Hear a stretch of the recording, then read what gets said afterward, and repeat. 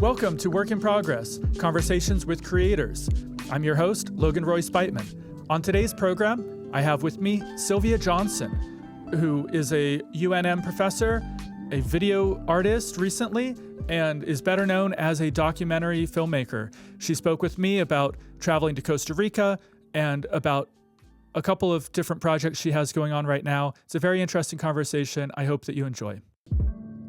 If you enjoy our podcast, please like and subscribe and consider becoming a digital subscriber to the Albuquerque Journal to help us bring you more content like this. You can find this episode and all of our podcasts on the Albuquerque Journal website, abqjournal.com, as well as YouTube, iTunes, and Spotify. See the show notes for a discount code on a digital subscription. Thank you for supporting the Albuquerque Journal, New Mexico's leading news. Hi, Sylvia. How are you? I'm doing well. How are you? Great. Thanks for joining us here on Work in Progress. So let's talk about a work in progress that you're working on currently, this video installation that I saw a bit of that's pretty exciting. What's it called and what is it? Yeah, thanks so much for having me. I'm calling it Ser Animal, which in Spanish or English translation of that would be animal being. And it's a prototype test of playing with this idea of deconstructing video story in physical space a little bit.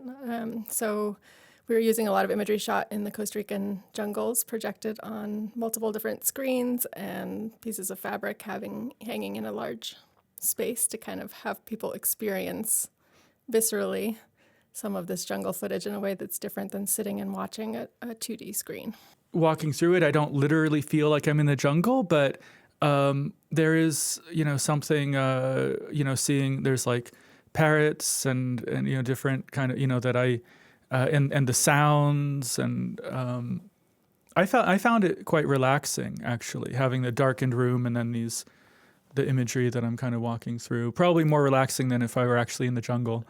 Yeah, I was thinking about that driving here actually, because that is overwhelmingly the feedback that I've gotten was how peaceful people felt in there, which wasn't something I necessarily set out to construct a peaceful environment, but I think it reflects a lot on how our bodies respond to nature and that people seem to really desire that and also like that because our modern world is so separated from that speed. And also driving here, I was like, our bodies, I think, calm down in nature spaces, but it's maybe more relaxing, like you're saying, in this digital format than if you are actually in there with the mosquitoes and the bugs and the things that might get you. Yeah, the bugs especially. Yeah, because I'm from South Florida, and we have a lot of that same kind of tropical vegetation and, flora and fauna that's, similar. But we have fire ants and, and I think the ants down there are even, possibly more vicious or bigger at least. Probably bigger. And not, yeah. Costa Rican jungle is relatively friendly as far as jungles go. All right. And when were you there filming? So we've been filming over the last 3 years, shot most of the footage in the last 2 years because we're also working on a documentary film. So a lot of the footage was shot initially for this documentary film project that's in post-production currently, and then simultaneously recording the footage and audio to be used for this simulation. So I've gone in March, I guess, of 2022, 2023, and 2024. Yeah. And what's the documentary? What's the angle on that? The documentary is a story of a woman who runs a wild animal rescue, rehabilitation, rewilding facility. And most of Western science has dictated that animals can't receive a lot of love and affection and empathy in the rehabilitation process and be successfully rewilded. And she's proven that this is not true, that it can be very successful even with primates to do that. So it started as that story. And over the course of the 3 years of filming, we have been seeing deforestation happening in real time and the impact of development post-pandemic in that region. So it's transformed a little bit into the story of the community and the struggle to protect this stretch of biological corridor. Yeah. And you've mostly done documentary before. This is kind of a new foray a little bit for you with the video installation. Is that right? Yeah, all of my background is in documentary film and kind of traditional 2D video storytelling, which has been great and we've been able to use for a lot of impact in the world. And this is definitely an exploration into playing with the medium a little bit more. And I think that we're so oversaturated by imagery now that in many ways we've become desensitized in the sense that we scroll through Instagram and you go on Netflix and there's just like endless options. So this exhibit is really kind of a way of exploring embodied storytelling and how can we get people to interact not just as viewers, which is a very passive way of experiencing a story, right? But physically engaging with the material in a different way. So it's a little bit of an exploration of that idea. Yeah. And it definitely does, give a different kind of experience, and I think it would probably complement the documentary. I think if you want people to care about deforestation, giving an experience where you feel comfortable in the jungle and you see how, beautiful it is. And, that's probably helpful. Yeah, I think the ideal scenario would be for people to walk in and experience this installation experience, like feel it viscerally and be in that space, and then watch the film, either within that space or right near that space to then kind of advance the story and what's actually happening even farther and move that dialogue forward in a different way. But first to like transport people a little bit into that experience of it. Yeah. What were some of the challenges, especially coming from, not doing this kind of installation work before? It's just been a lot of learning, which has taken place in little bits. One of the biggest challenges has been that I teach full time. And so I've been doing this in bits over the last couple of years. It's an idea I've been thinking about really for 3 or 4 years. But learning the software, I've been playing with this Mad Mapper software, so really understanding how that works to map projections onto different surfaces, what surfaces worked best. One of the technical challenges in there is how many projectors can you hang, and in ways that they are not interfering with each other, so that they're really filling the space but not interacting with each other. And then just kind of experimenting with what images look good on what surfaces, how long they need to be up, which is very different than how you would edit something together for a traditional film. So, How so? Because they're happening simultaneously? Yeah, and they're large, so you really see any movement much more. Everything's heightened, and things need to stay on screen longer than they necessarily would in a traditional film because you're kind of feeling them and experiencing them at scale instead of just watching what we're used to happening more quickly in front of our eyes in a film or on social media. I think that makes sense. And I also feel like as a viewer walking through it, it's kind of like I'm editing in a way with my eyes. Like I'm looking here, then looking there. Yeah, you have a lot more choice in how you experience it. Yeah, exactly. Yeah. That would be. So where are you from originally? This is a complicated question. It's a complicated question. I like to say that I'm American in the broadest sense of the word, meaning that I was born in South America, raised in South and Central America, and then moved to North America when I was 12. I was a teenager. So I've grown up in various different countries and cultures. I'm what's called a third culture kid. I was born in Bolivia, lived in 6 or 7 different countries before the age of 12, and then the Rocky Mountains of Colorado.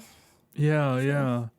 But not Costa Rica specifically? Not Costa Rica. We lived in El Salvador and Guatemala, which are Central American countries, similar in many ways to Costa Rica, but I hadn't lived there as a child. Yeah. But what drew you to Costa Rica? I had been doing a lot of storytelling work around humanitarian crises and human rights and immigration, and I, to be honest, was very burned out on human trauma. Right. And I've been making a little bit of a shift to more environmental and wildlife storytelling. And so I was really drawn to this place that I discovered, this Jaguar Rescue Center, where they were bringing in all kinds of incredible wildlife that needed to be rehabilitated. And so I really went there as a volunteer initially. I went for a 4-week period, not to make a film. I was curious, right? Looking for stories, but really wanted to be in the jungle and experience what they were doing. And so it started that way, and that's where I met my now co-director of the film. Okay, and who is that? His name is Carlos Ribeiro. He's a Venezuelan filmmaker, currently based in Europe, but from Venezuela. And what was it like collaborating? Or what is it like? Because you're still doing it, I It's guess. still in process. Yeah, it's been great. We've worked together really well. This is the first project I've ever co-directed. I've always been the director. Right. Is that tough to sort of share that?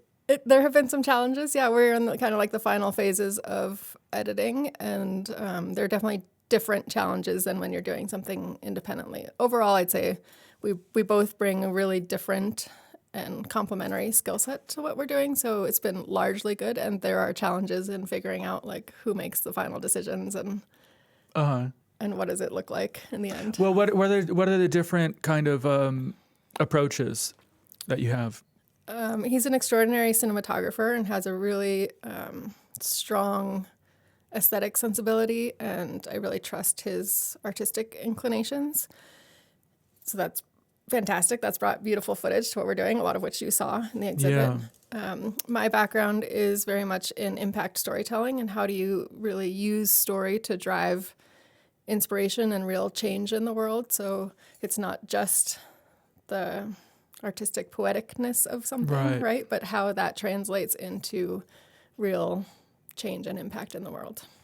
Yeah, that's interesting. And I've heard people, filmmakers talk about this as being a kind of cultural difference, sometimes between like American and European filmmakers, that oftentimes, broad stereotype, European filmmakers may be more interested in the kind of visual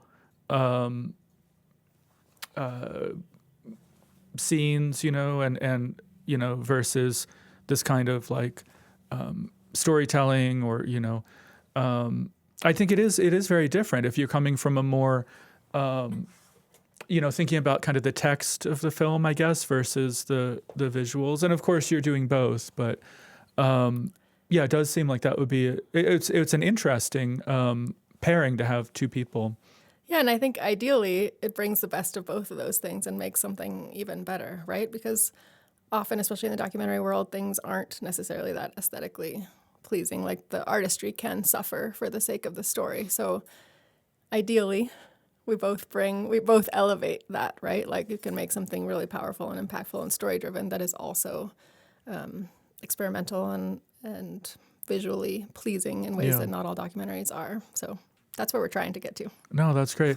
I did want to bring up something else. I know that you received was it Fullbright this year, and then it was rescinded, I guess, because a lot of things are being canceled and rescinded by the current administration. Do you want to talk about that? Sure.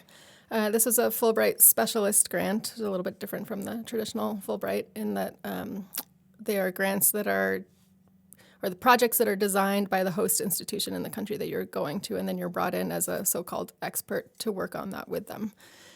And I was supposed to be going to a university in northeastern Brazil to teach a filmmaking workshop in the marine biology department there, and found out that it was rescinded, canceled, just weeks before I was supposed to leave. Wow.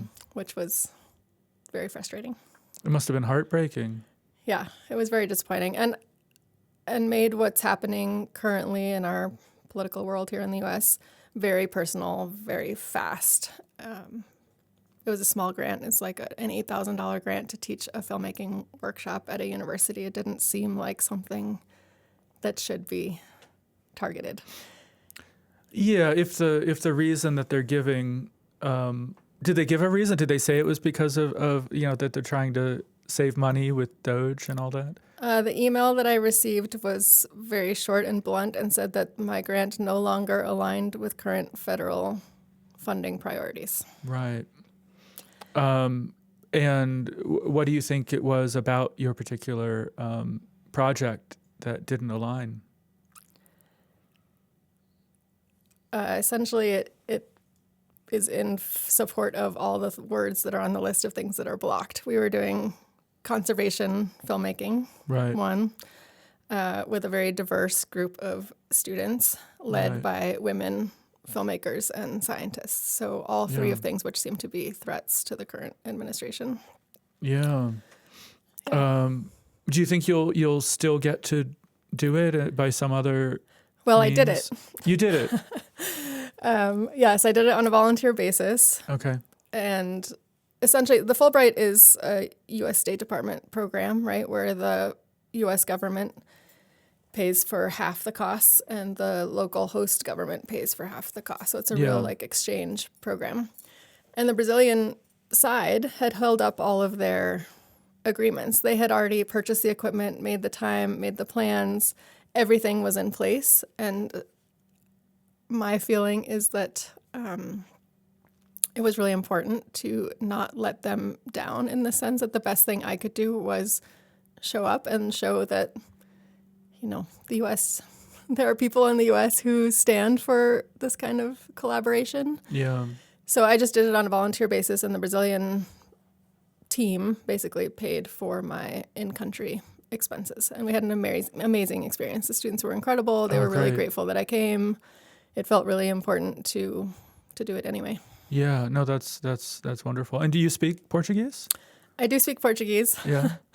I received a Fulbright almost 20 years ago now, which is crazy, to make my first film ever right out of grad school, and was in Brazil at that time. So I learned Portuguese then.